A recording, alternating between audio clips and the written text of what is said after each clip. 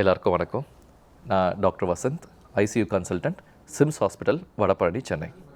So இன்றைக்கி நம்ம ICU அப்படின்ற விஷயம்னா என்ன, அதுக்குள்ளே பேசிக்காக என்ன நடக்குது அப்படின்றதான் பார்த்துட்ருக்கோம். ஸோ அது பயப்பட வேண்டிய ஒரு இடம் கிடையாது.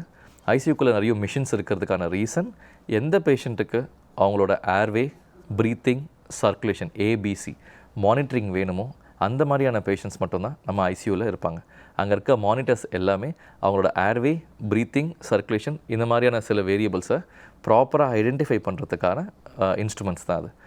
ஒரு டிசீஸ் வந்த பிறகு நம்ம ட்ரீட் பண்ணுறதை விட அந்த வரத்துக்கு முன்னாடியே வேர்ஸ் ஆகிறதுக்கு முன்னாடியே இருக்க சைன்ஸ் அண்ட் சிம்டம்ஸை பிக் பண்ணுறதுக்கு தான் அந்த பர்டிகுலர் மிஷின்ஸ் இருக்குது.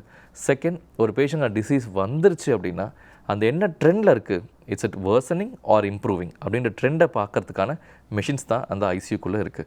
ஸோ வார்டில் இருக்கிறத விட உங்கள் வீட்டில் இருக்கிறத விட டிசீஸ் வந்துருச்சு அப்படின்னா அந்த ஏபிசியில் காம்ப்ரமைஸ், ஏர்வே, ப்ரீத்திங், சர்க்குலேஷனில் காம்ப்ரமைஸ் இருக்குது அப்படின்னா அவங்கள மானிட்டர் பண்ணுறது தான் ரொம்ப ரொம்ப சேஃப்.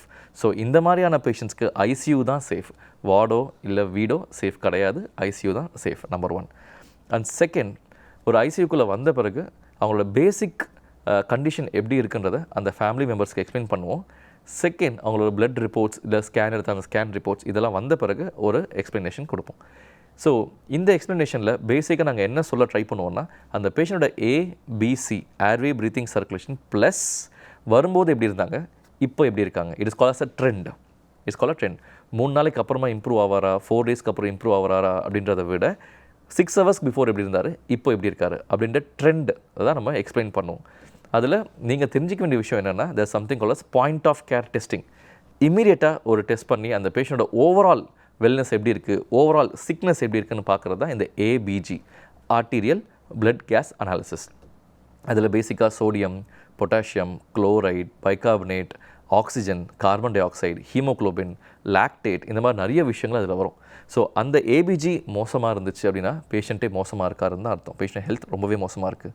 ஸோ அந்த ஃபஸ்ட் ஏபிஜிக்கும் செகண்ட் ஏபிஜிக்கும் ஒரு இம்ப்ரூவ்மெண்ட் இருக்குன்னா பேஷண்ட் ஓரளவுக்கு இம்ப்ரூவ் ஆகி வராருன்னு அர்த்தம்.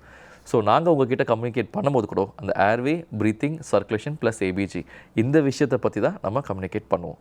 ஸோ இதில் ஒரு ஓவரால் இம்ப்ரூவ்மெண்ட் இருக்குது அப்படின்னாலே பேஷண்ட் இம்ப்ரூவ் ஆகி வராங்க அப்படின்றது அர்த்தம். ஸோ உங்களோட பேஷண்ட்டோட என்ன ஹெல்த் இஷ்யூ இருக்கோ அது சம்மந்தப்பட்ட ஐசியூவில் அந்த பேஷண்ட்டை ஸ்பெசிஃபிக்காக அட்மிட் பண்ணுவோம். ஃபார் எக்ஸாம்பிள், அவர் ஹார்ட் ரிலேட்டட் கம்ப்ளைண்ட் இருந்துச்சுன்னா அவங்கள கார்டியாக் ஐசியூவில் அட்மிட் பண்ணுவோம். அங்கே இருக்க எக்யூப்மெண்ட்ஸ் ஆகட்டும், அங்கே இருக்க ட்ரக்ஸ் ஆகட்டும், அங்கே இருக்க ஸ்டாஃப்ஸ் ஆகட்டும், இவங்களாம் prepared for handling that cardiac emergency. இதே மாதிரி medical ICU, surgical ICU, neonatal ICU, paediatric ICU, tracheostomy ICU, HDU, burns unit இந்த மாதிரி வேரியஸாக ஐசியூஸே டிவைட் ஆகிருக்கு நம்ம சிம்ஸ் ஹாஸ்பிட்டலில். அண்ட் மோர் ஓவர், ஒரு பேஷண்ட்டோட கண்டிஷன் ஒரு இம்ப்ரூவ்மெண்ட்டில் வருது அப்படின்னா ஐசியூலேருந்து நம்ம சின்ன ஐசியூக்கு ஷிஃப்ட் பண்ணிவிடுவோம். That is called as HDU, high dependency unit. அந்த ஹெச்டியூலேயும் இம்ப்ரூவ் ஆகிட்டாங்க அப்படின்னா அப்புறம் வார்டில் ஷிஃப்ட் பண்ணுவோம். The basic idea of shifting to the ward is, நீங்கள் வார்டுக்கு எதுக்கு ஷிஃப்ட் பண்ணுறோம் அப்படின்னா, நீங்கள் வீட்டுக்கு போன பிறகு என்னென்ன ஆக்டிவிட்டிஸ் செய்ய முடியுமோ அதை உங்கள் வார்டில் செஞ்சு பழகுங்க.